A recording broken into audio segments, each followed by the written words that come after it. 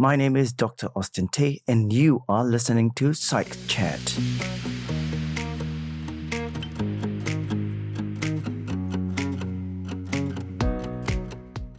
Hi there, welcome to episode 32 of Psych Chat. Today, I will be introducing a new series on productivity at work. To kickstart today's episode, the focus will be on effective communication. In everyday work, we use written communication, such as emails, to convey a message, instruct others, ask for information, and summarize meetings or discussions. There is, of course, another form of communication: verbal communication. Regardless of how you communicate at work, I would like to suggest that you bear in mind the following points. Number 1, intention. That is, what is the purpose of the communication? What do you hope to achieve? Number 2, language. Is your language used instructional or as a form of inquiry? Number 3, your tone. What is the tone that you use when you communicate? Condescending or accusatory? Number 4, active listening. Number 5, clarification. And number 6, agreement. Often, we communicate with a prescribed outcome, but such a method might not be the best. I have worked with many leaders, and most of the time, they believe in their communication approach. For example, in a conversation in which a leader is trying to find out what went wrong in the project, the starting sentence will be something like this: what went wrong? There is nothing wrong with this question if the leader intends to find the mistake and ensure that the team does not repeat the same error. While this form of questioning serves the purpose of finding out the reasons or causes for the mistake, does it help the team to be careful and mindful not to make mistakes again? In reality, what is likely to happen is that despite constant reminders not to repeat the same mistakes, a leader will still feel frustrated because the same mistakes will continue to occur. So, what can be done? So, let's now look at the first point: intention. So, in the earlier example of a leadership trying to find the reason for the mistake, while the intention is somewhat clear, it is essential to think about 1. The aim. What is the purpose of the communication? Whom am I communicating with? What am I trying to convey and achieve? What do I expect the recipient of your information to do?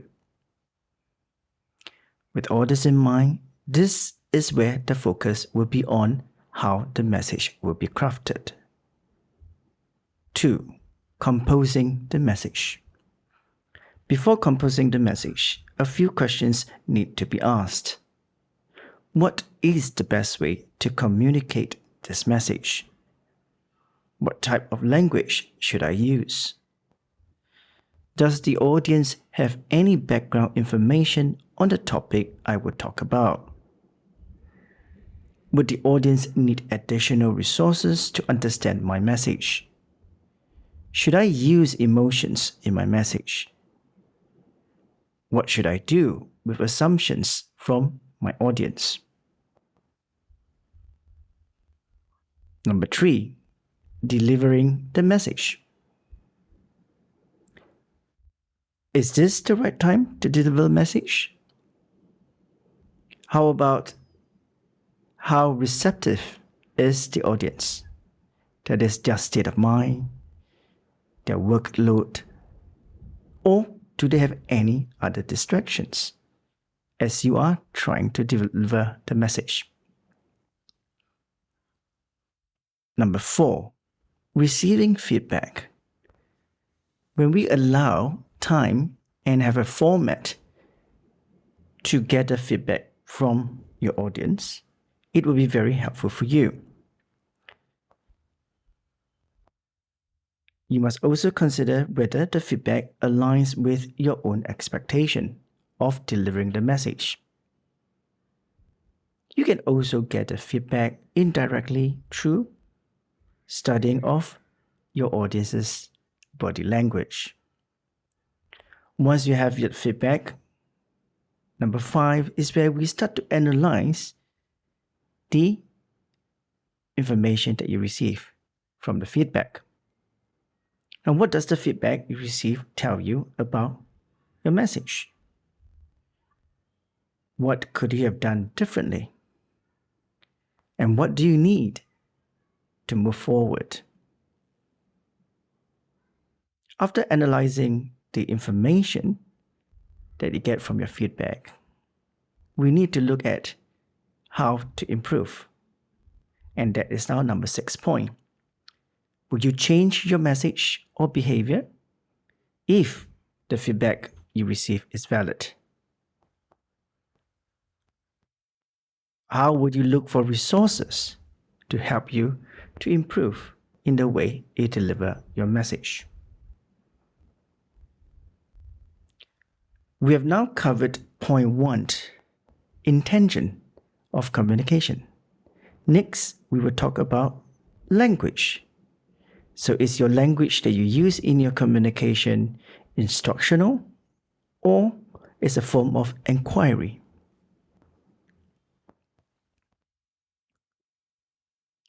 It is important to note that when we set out to communicate with others, our language can determine the kind of response we expect or do not expect. For example, when the communication is one-sided and what you convey is instructional. Have a think. How often have you told your audience what they need to do or that what they have said is incorrect? You might start with your sentence like this. I think you should be. And something like this. To solve the problem, my recommendations are. Now, if the above sentences sound familiar to you, you have just created an instructional way of communication. This is not helpful because you have just shut down your conversational partner. Or in your mind, you might have helped in solving an issue or have averted a potential disaster. The second thing you have created is compliance and dependency. That is, your conversational partner will no longer be interested in voicing or sharing their viewpoints because they know that they are not listened to and that should they encounter any problems, they just come to you for a solution. On the other hand, when you use an inquiry method of communication, you will engage your conversation partner. That is, your conversational partner will be allowed to say something. Formulating your questions is essential to ensure you receive the correct information per your intention. For example, using sentences such as, walk me through your process. What might happen if we do not follow through the process? What other options have you considered? Or how would you ensure the implementation will go smoothly? All these sentences are meant to engage and allow you to understand how the conversational partner thinks and analyzes. With this knowledge, you can further probe or be assured that the person will be on the right track to implement their process. In addition, these insights can help to identify areas that the individual still needs improvement and that they can be examples that can be used for their performance review. Next, we will talk about the third point, tone. It is common for us not to realize how we sound when communicating. What we think is fine might not necessarily be the case for the person receiving your message. To others, we can sound condescending, accusatory, or monotone. How we intonate and emphasize can be helpful to present our points. Sometimes they can be perceived as otherwise, and this will not help us to realize our communication intention. So what can we do then? Use a non-judgmental tone when communicating. This can be as simple as being clear and assertive, but not abrupt and curt. Prepare yourself for the communication. Please write down the main points you would like to convey. At this point, I'm going to say it is okay even to have a cheat sheet. Now, when we use an appropriate tone for the message, we will also ensure that the communication becomes open, allowing your conversational partner to be engaged. The next point is active listening. As mentioned, communication is between you as the communicator and your conversational partner. Listening actively can help you to understand whether your message is being received clearly. Now, when you show others that you listen actively, you also show them that their response, opinions, and views matter, even when they might not necessarily be what you want to hear or align with your perspectives. To me, entering into a conversation is best done with no preconceived ideas. Instead, use this opportunity to understand how others think and process information. This is helpful, especially when you're looking at how to influence or convince them. Next, we will look at clarification.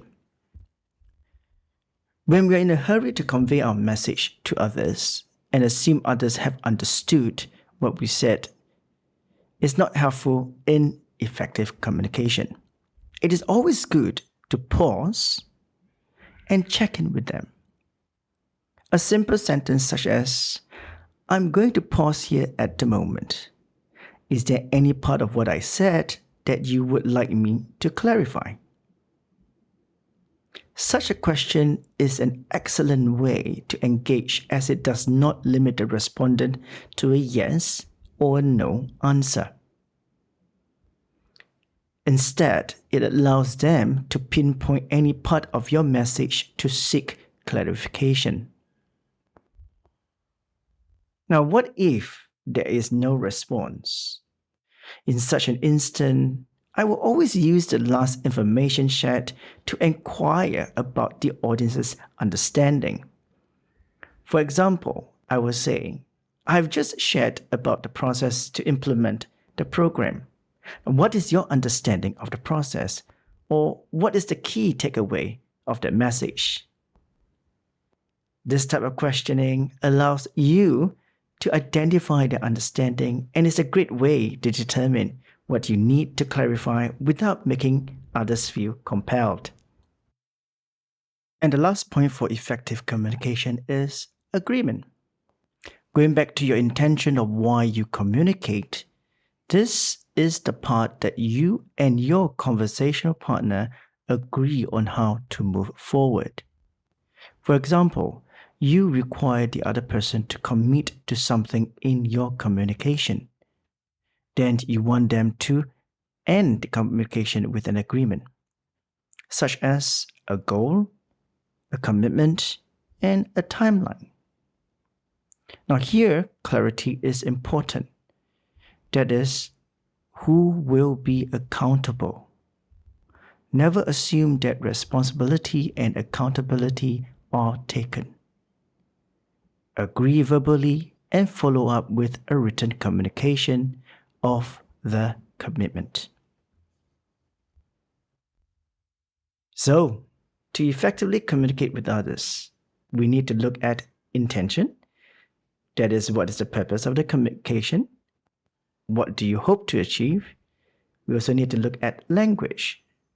Are they instructional or are they a form of inquiry? The tone used in communication.